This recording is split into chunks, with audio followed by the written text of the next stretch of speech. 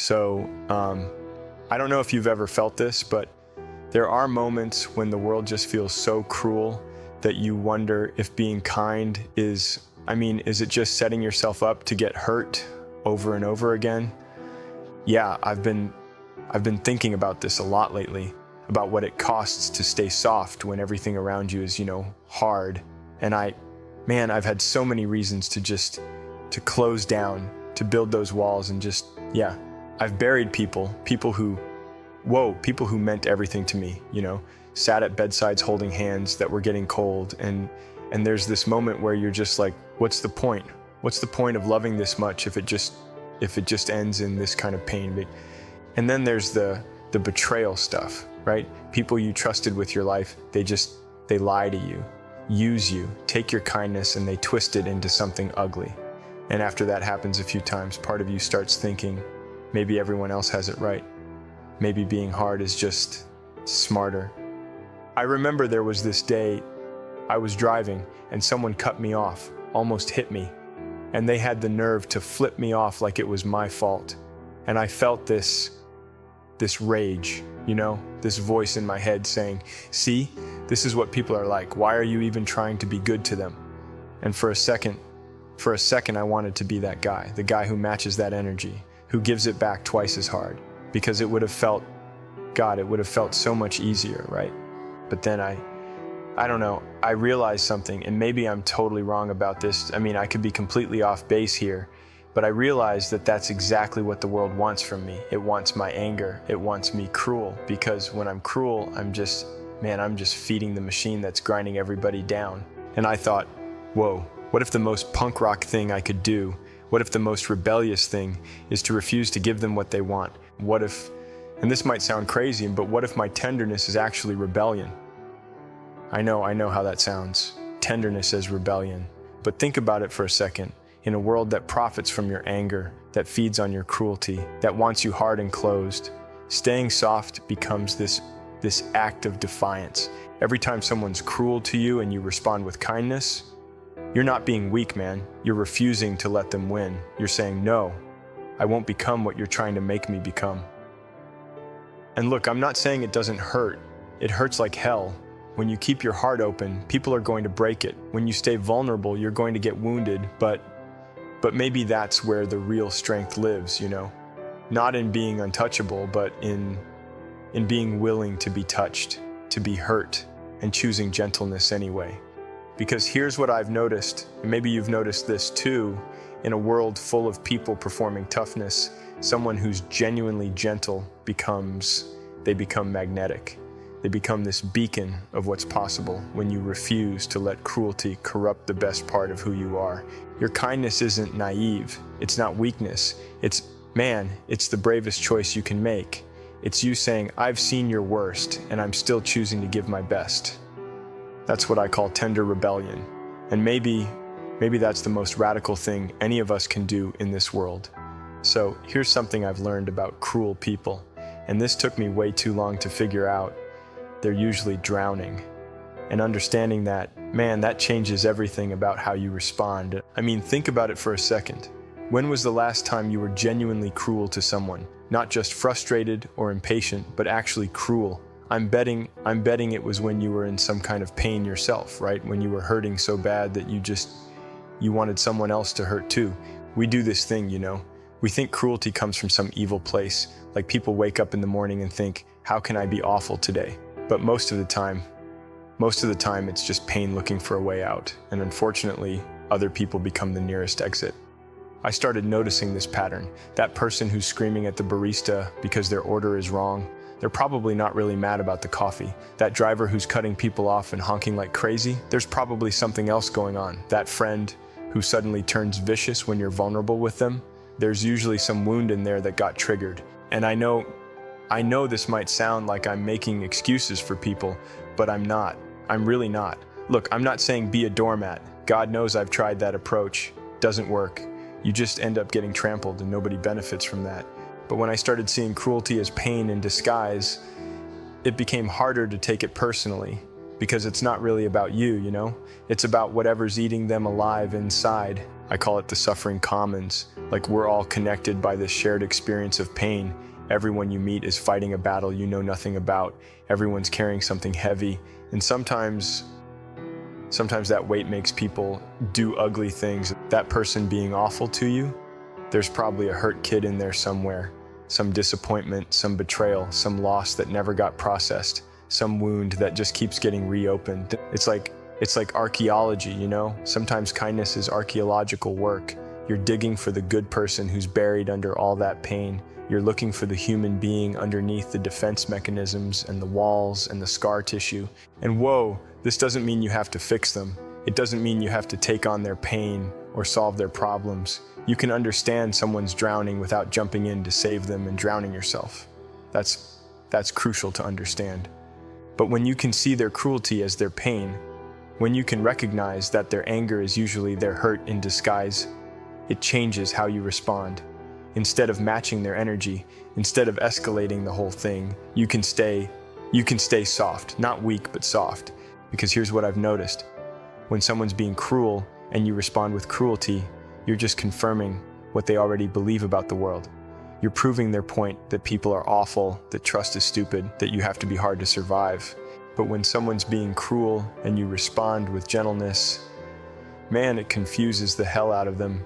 It doesn't compute. It's like you're speaking a language they forgot they knew. I'm not saying it always works. Sometimes people are so deep in their pain that they can't even see your kindness. Sometimes they'll take your gentleness and use it against you, and that really hurts. But most of the time, when you refuse to match their cruelty, when you stay curious instead of getting defensive, when you dig for the good person buried under all that hurt, you find them, and they remember who they really are underneath all that pain. That's the thing about the suffering commons. We're all in it together, you know?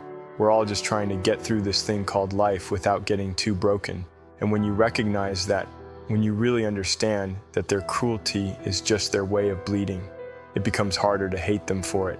It becomes easier to see them as fellow travelers who got lost along the way. But here's where it gets really deep for me. When you really understand how brief this all is, how fragile we all are, man, it changes what kind of fire you want to carry. I've lost people, more than I care to count sometimes. And you know what that taught me? Time's the only thing we can't get back. You can lose money and make it again. You can mess up a relationship and maybe fix it, but time just keeps moving, and the people we love, they don't stay forever. I remember sitting in a hospital once, watching someone I cared about, watching them slip away, and there's this moment where you realize, this is it. This is all the time we get, and it makes you think about all the stupid stuff you worry about, all the petty arguments, all the energy you waste being angry at people who cut you off in traffic or don't text you back fast enough. And you start thinking, we're all just walking each other home in the end, you know? We're all on this same journey, and none of us knows how much time we have left. So how do you want to spend yours? Making the world harder or being someone's safe harbor? That's what I mean by compassionate mortality. When you really get it, when you really understand that everyone you meet is temporary, including yourself, it creates this urgency for kindness. Like, why waste time being cruel when you could be kind? Why add to someone's pain when you could ease it, even just a little? There's this fire inside you, and I think everyone has this fire, but most of us, we let it burn hot and destructive.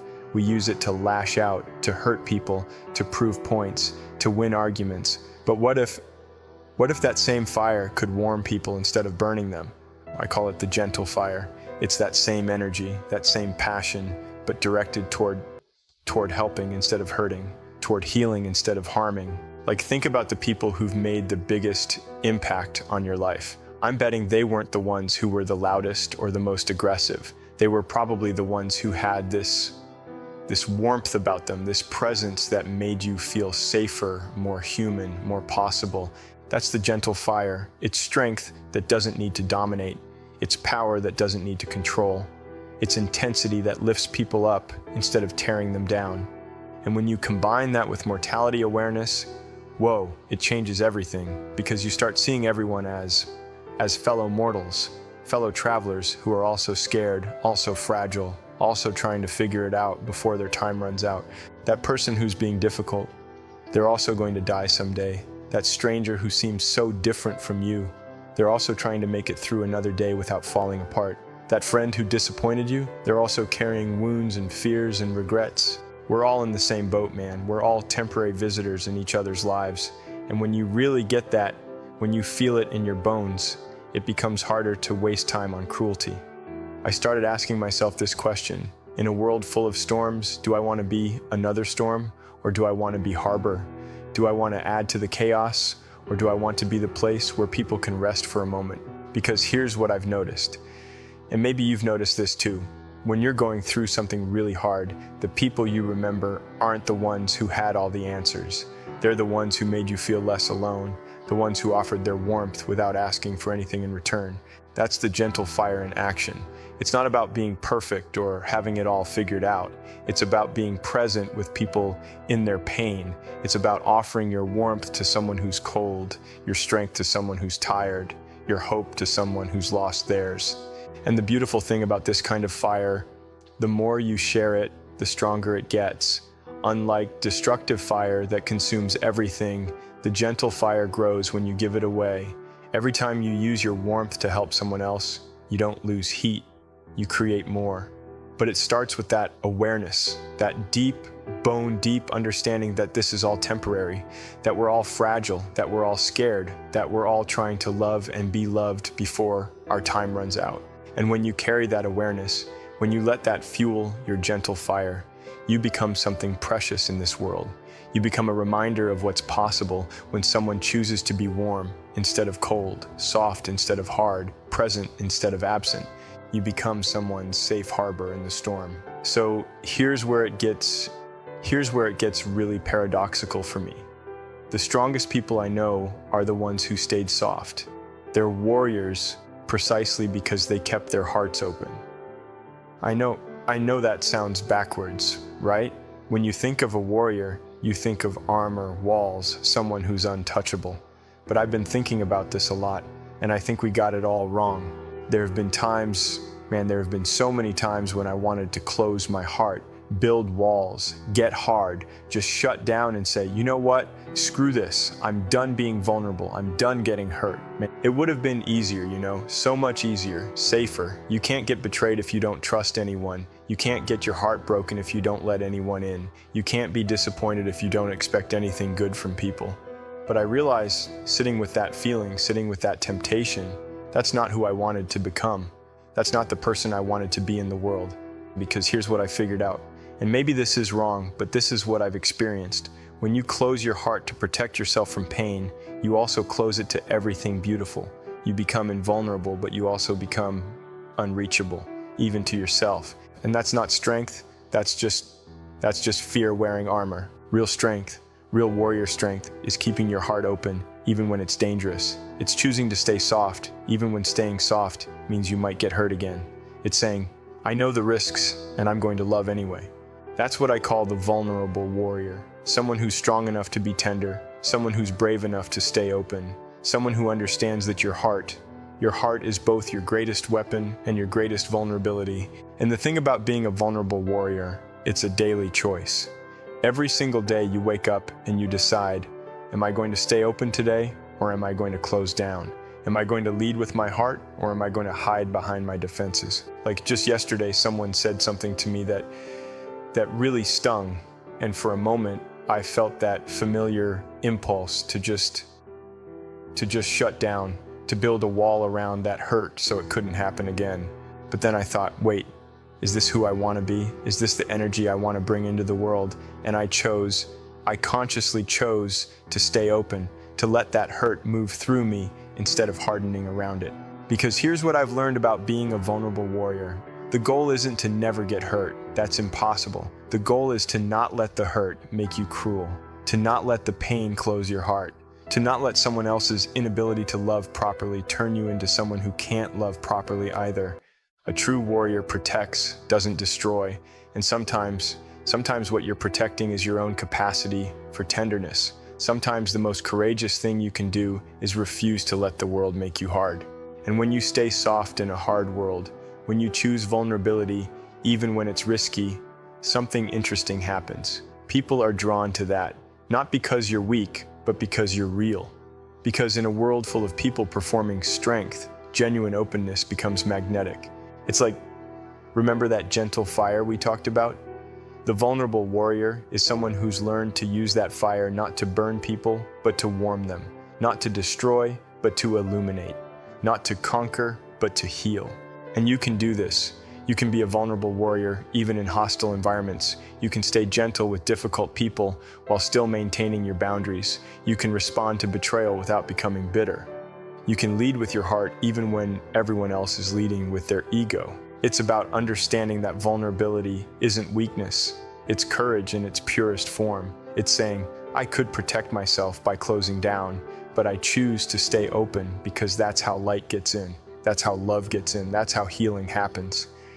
And sometimes when you're doing that kindness archaeology we talked about, when you're digging for the good person buried under someone's pain, you need that vulnerable warrior strength, because it takes a warrior's courage to keep digging when everything on the surface is telling you to give up. Your tender rebellion, your refusal to let the world harden you, that's the vulnerable warrior's mission. That's your sacred work in this life, because the world doesn't need another person who's closed off and defended. It needs someone who's brave enough to stay open, someone who's strong enough to keep loving even when love is risky. Someone who understands that the most radical thing you can do is stay human when everything around you is trying to make you something less than human. That's the vulnerable warrior, and maybe that's the strongest thing any of us can be. Now here's the thing about being a vulnerable warrior in the suffering commons. You can understand someone's pain without letting it poison you. You can dig for their buried goodness without losing yourself in their darkness. I had to learn this the hard way, man. I really did. Because when I first started trying to live this way, when I first started seeing everyone's cruelty as their pain, I thought that meant I had to fix it all. I thought compassion meant taking on everyone else's suffering, and whoa, that nearly destroyed me. I remember there was this person in my life, someone who was really struggling, really in pain, and they were taking it out on everyone around them. And I kept thinking, I can help them. I can love them through this. I can be their harbor. But what I didn't understand was there's a difference between being someone's harbor and becoming their dumping ground. There's a difference between feeling their pain and absorbing their poison. I was trying to save them, and in the process I was drowning myself. And that doesn't help anyone, you know? When you go down with the ship, there's one less person who can throw life preservers. So I had to learn, and this was really hard for me to accept, I had to learn that you can't save everyone. You just can't. But you can be kind to everyone. There's a huge difference. Being kind means seeing clearly, not thinking positively. It means understanding that their anger is their hurt, but not letting their hurt become your hurt. It means having compassion for their pain while still protecting your own peace. Your gentle fire, that warmth we talked about, it needs protection. Not because you're weak, but because the world needs that light. And if you let everyone drain it from you, if you let everyone's darkness snuff it out, then there's less warmth in the world for everybody. So how do you do that archaeological work? How do you dig for someone's buried goodness without falling into their pain pit? First, you remember that their healing isn't your responsibility. Your responsibility is to show up with kindness, to offer your warmth. But you can't force someone to get better. You can't love someone into health. They have to want to dig themselves out.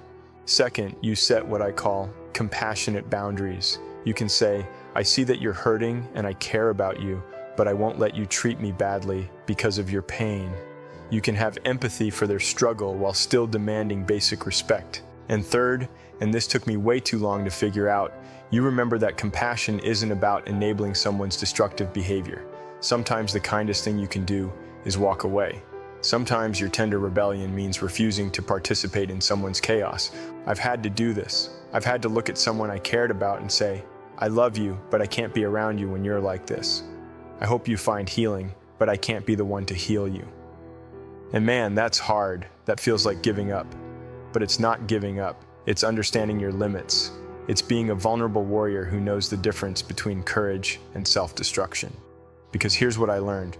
When you maintain those compassionate boundaries, when you protect your gentle fire while still offering warmth, you actually become more helpful, not less. You can show up consistently instead of burning out. You can be present for the long haul instead of flaming out in a blaze of misguided heroics. And sometimes when you step back, when you stop enabling their pain by absorbing it, that's exactly what they need to start taking responsibility for their own healing. Your vulnerable warrior heart can stay open without becoming a target. Your kindness archaeology can dig for gold without getting buried in the rubble. Your tender rebellion can refuse cruelty without taking on everyone else's mission to heal. Because in the end, the most loving thing you can do for them and for yourself is to stay healthy enough to keep offering that gentle fire to the world, to be someone who can warm others without burning yourself out in the process. The world needs your light, but it needs it sustainable, protected, and strong.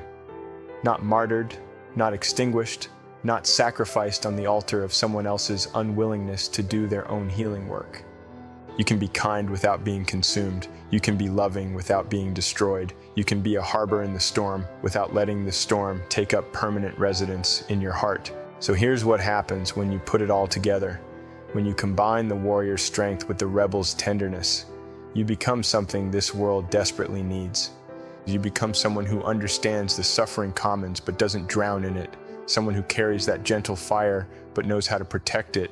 Someone who can do the archaeological work of digging for goodness while maintaining those compassionate boundaries.